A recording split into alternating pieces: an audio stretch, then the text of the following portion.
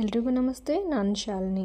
ಇವತ್ತು ಆರೋಗ್ಯವಾಗಿ ಸುಲಭವಾಗಿ ಬೆಂಡೆಕಾಯಿ ಪಲ್ಯ ಹೇಗೆ ಮಾಡೋದು ಅಂತ ನೋಡೋಣ ಬನ್ನಿ. ಮೊದಲಿಗೆ ಒಂದು ಪ್ಯಾನ್ನ ಇಟ್ಕೊಂಡು ಒಂದೆರಡು ಚಮಚ ಎಣ್ಣೆ ಹಾಕ್ಕೊಂಡಿದ್ದೀನಿ. ನಂತರ ಇದಕ್ಕೆ ಸಾಸಿವೆನ ಹಾಕ್ಕೊತಾ ಇದ್ದೀನಿ. ಸಾಸಿವೆ ಸ್ವಲ್ಪ ಚಿಟಪಟ ಅನ್ನಬೇಕಾದ್ರೆ ಕರಿಬೇವಿನ ಸೊಪ್ಪು ಹಾಗೆ ಒಂದೆರಡು ಚಿಕ್ಕದಾಗಿರ್ತಕ್ಕಂಥ ಈರುಳ್ಳಿನ ಕಟ್ ಮಾಡಿ ಹಾಕ್ಕೊಂಡಿದ್ದೀನಿ. ಇದನ್ನು ಹಾಗೆ ಸ್ವಲ್ಪ ಹಸಿ ವಾಸನೆ ಹೋಗೋವರೆಗೂ ಫ್ರೈ ಮಾಡ್ಕೊಂಡಿದ್ದೀನಿ.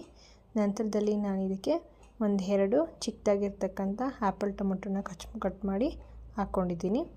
ಆ ಟೊಮೊಟೊ ಸ್ವಲ್ಪ ಸ್ಮ್ಯಾಶ್ ಆಗಬೇಕು. ಇದು ಬೇಯಲಿಕ್ಕೆ ಉಪ್ಪನ್ನು ಹಾಕೋದ್ರಿಂದ ಉಪ್ಪಿನ ಸಹಾಯದಿಂದ ಟೊಮೊಟೊ ಈಸಿಯಾಗಿ ಬೇಯುತ್ತೆ. ಒಂದೆರಡು ನಿಮಿಷ ಪ್ಯಾನ್ ಮುಚ್ಚಿ ಓಪನ್ ಮಾಡಿದ ನಂತರದಲ್ಲಿ ಟೊಮೊಟೊ ನಮಗೆ ಚೆನ್ನಾಗಿ ಬೆಂದಿದೆ. ಈಗ ನಮಗೆ ಖಾರಕ್ಕೆ ತಕ್ಕಷ್ಟು ಖಾರದ ಪುಡಿ ಹಾಗೆ ಸ್ವಲ್ಪ ಅರಿಶಿನ ಹಾಕ್ಕೊಂಡು ಸ್ವಲ್ಪ ಚೆನ್ನಾಗಿ ಇದನ್ನು ಮಿಕ್ಸ್ ಕೊಡೋಣ.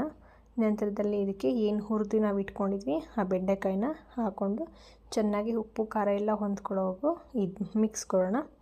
ಈಗ ನಾನು ಹುಣಸೆ ರಸನ ಹಾಕ್ತಾಯಿದ್ದೀನಿ. ಹುಣಸೆ ರಸ ಇದಕ್ಕೆ ತುಂಬ ಇಂಪಾರ್ಟೆಂಟು. ಯಾಕೆ ಅಂದರೆ ಬೆಂಡೆಕಾಯಿ ಪಲ್ಯ ಸ್ವಲ್ಪ ಲೋಳೆ ಥರ ಆಗುತ್ತೆ. ಈ ಹುಣಸೆ ರಸನ ಹಾಕೋದ್ರಿಂದ ಈ ಥರ ಲೋಳೆ ಅಂಶ ನಮಗೆ ತೆಗಿಲಿಕ್ಕೆ ಈಸಿ ಆಗುತ್ತೆ. ಹಾಗೆ ಸ್ವಲ್ಪ ಇಲ್ಲಿ ಗರಂ ಮಸಾಲೆ ಹಾಕ್ಕೊಂಡಿದ್ದೀನಿ. ಹಾಗೆ ನಮ್ಮ ಮನೆಯಲ್ಲಿ ನಾವು ಬಳಸ್ತಕ್ಕಂಥ ಸಾಂಬಾರು ಪುಡಿನ ಹಾಕ್ಕೊಂಡಿದ್ದೀನಿ.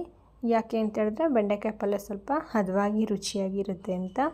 ಹಾಗೆ ಸ್ವಲ್ಪ ತೆಂಗಿನಕಾಯಿ ತುರಿನ ಬಳಸ್ಕೊಂಡು ಒಂದೊಳ್ಳೆ ಮಿಕ್ಸ್ನ ಕೊಡ್ತಾಯಿದ್ದೀನಿ.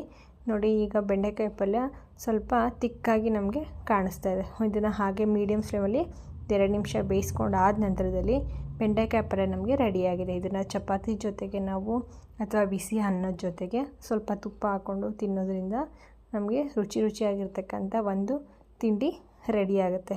ನೋಡಿ, ಶುಭವಾಗಲಿ. ಧನ್ಯವಾದಗಳು.